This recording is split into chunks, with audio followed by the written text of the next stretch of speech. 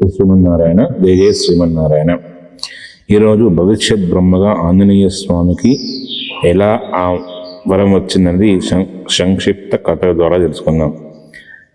శ్రీరామునిపై భక్తితో గంధమాదన పర్వతంపై ఉన్నటువంటి హనుమంతుడు ఒకసారి రామదర్శనం కోసం అయోధ్యకు వచ్చాడట.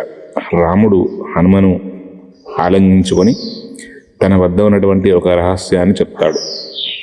సీతాదేవి సంతోషం లేదు. తమ సంతోషం కోసము బ్రహ్మదేవుని వద్ద ఉన్నటువంటి ఒక రామముద్రికను అంటే ఉంగరాన్ని తిరిగి తీసుకొని రావాలి హనుమ అని హనుమంతుడిని కోరాడు రామచంద్రస్వామి.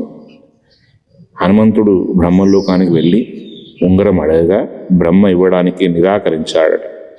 అప్పుడు హనుమ ఆగ్రహించి తన విశ్వరూపాన్ని ధరించాడు.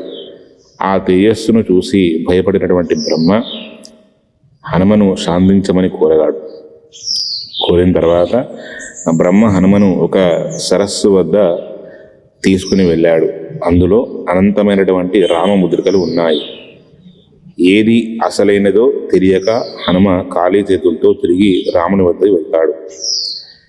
రాముడు నవ్వి, బ్రహ్మ నా ప్రతినిధిగా సృష్టి కార్యం చేయడానికి ప్రతి అవతారంలోనూ నా ముద్రికను ఇస్తుంటాను అని చెప్పి మళ్ళీ వెళ్ళి ఒక ముద్రికను తీసుకుని రమ్మని అంటాడు. హనుమ